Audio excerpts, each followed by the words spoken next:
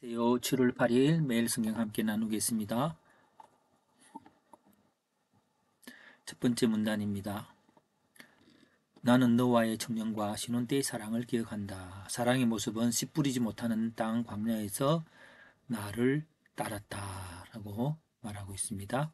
두 번째, 이스라엘을 삼키는 자는 모두 벌을 받는다. 왜? 이스라엘은 하나님의 성물, 그 소산의 첫 열매이므로. 세 번째, 나는 사망의 땅을 통과하여 기름진 땅의 열매를 맺게 하였는데 너희는 나를 멀리하고 헛된 것을 따랐다. 헛된 것을 따르는 모습이 제사장은 여호와가 계시지 않는다. 율법사는 하나님 알지 못한다. 관리들은 하나님을 반역한다. 선지자들은 바알의 이름으로 예언하고 무익한 것을 따른다. 예, 요까지 함께 했습니다. 자, 하나님은 너희와 너희 자손들과 싸울 것이다. 예, 어떤 사람, 신이 아닌 것과 바꾼 이스라엘, 하나님이 이스라엘에게 준 영광을 무익한 것으로 바꾼 이스라엘과 싸울 거다라고 말했습니다. 자, 오늘 본문이 많습니다. 하늘은 놀라고 떨지어다. 내 백성의 두 가지 죄는 생수에 거는데는 나를 버린 것과 스스로 물을 가두지 못하는 웅덩이를 판 것이다. 예. 자, 다음 문장. 이웃나라 사람들은 너희를 상하게 하고 포로로 잡았다. 자, 시올의 물을 마시려고 애국과 아수르로 갔다. 어떻게 하나님의 인도를 받지 않고 하나님을 찾아간 것이 하나님이 아닌 곳이었던 것입니다. 마지막, 네가 하나님을 버리고 하나님을 경외하는 마음이 없는 그 악이 너의 고통이 된다. 자, 그래서 이 부분들을 다시 요약된 부분들을 같이 모아서 너무 광대하게 나와 있기 때문에 이거를 한번 어떻게 조합할 수 있을까 하고 했더니 이제 마지막 부분엔 이제 고통당하는 현실이 나오고, 그리고 그것이 이제 첫 번째 문단은 하나님의 사랑의 역사에 대해 나오고, 둘째가 고통의 원인이 하나님을 버린 이스라엘이라는 것으로 나오고, 세 번째가 고통당하는 현실이 있습니다. 근데 넘버링 번호는 보통 이제 고통당하는 현실이 있고, 그 원인이 하나님을 경외하지 않고 버렸다는 것이었고, 그러면 하나님께 돌아가려면 어떻게 돼? 하나님의 사랑의 역사를 기억하는 믿음으로 가야 된다. 하나님 우리를 위해 싸우심으로. 그렇게 이제 그래서 이제 이렇게 해서 문단에 또 큰 소제목들을 달면서 큰 주제를 고통받는 이스라엘 향한 하나님의 재언이라고 한번 생각해 보았습니다. 자, 이스라엘 현재 형편, 그리고 이스라엘의 현실의 원인, 이스라엘 현실을 극복하는 길, 이렇게 했다면 첫 번째는 포로가 되고 고통을 당하고 있는 현재이죠. 두 번째로는 그 원인이 하나님을 버렸습니다. 그 생수의 근원인 하나님을 버리고 또 뭘 찾는다고 막 찾았는데도 가두어지지 아니하는 것 같은 그 형태가 애국과 시올과 아수르로 강대국으로 힘을 찾아서 간 것이죠.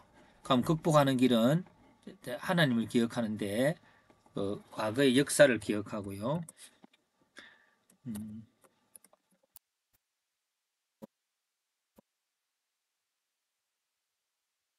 대성을 기억하는 겁니다.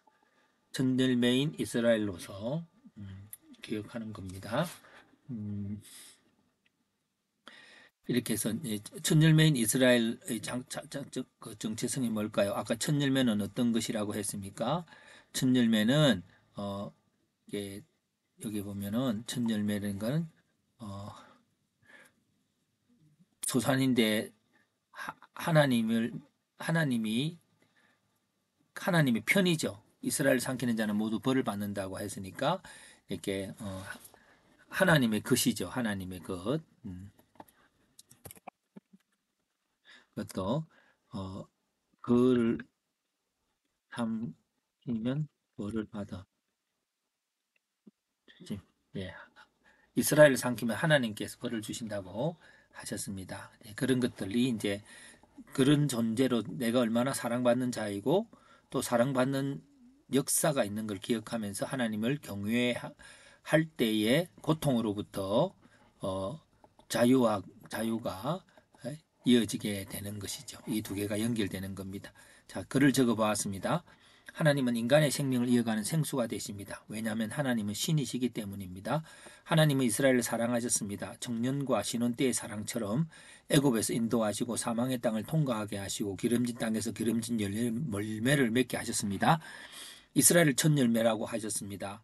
그러나 이스라엘은 하나님을 버리고 신이 아닌 애국과 시올과 아수르로 갔습니다. 그들은 생수를 줄 수 없고 물을 가두지 못한 웅덩이와 같은 자들입니다. 그래서 이스라엘은 포로가 되고 큰 고통 속에 있게 되었습니다. 인간의 고통은 어떻게 해결할 수 있을까요? 생수의 근원이신 하나님께 돌아가면 우리는 강한 권세에서 인도하시고 애굽에서 인도하신 거죠. 사람이 살 수 없는 곳에서도 생명을 이어가게 하시고 살리시는 하나님이 역사하시는 거죠. 기름진 열매를 맺게 하시는 하나님을 경험하게 될 것입니다. 풍성한 삶을 허락하시는 것입니다. 예, 그래서 오늘 이 본문으로 해석을 했습니다.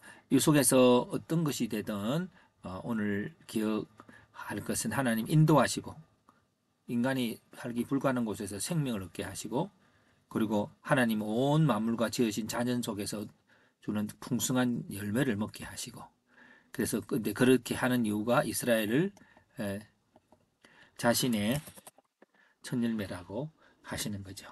내 거라고 하는 것입니다.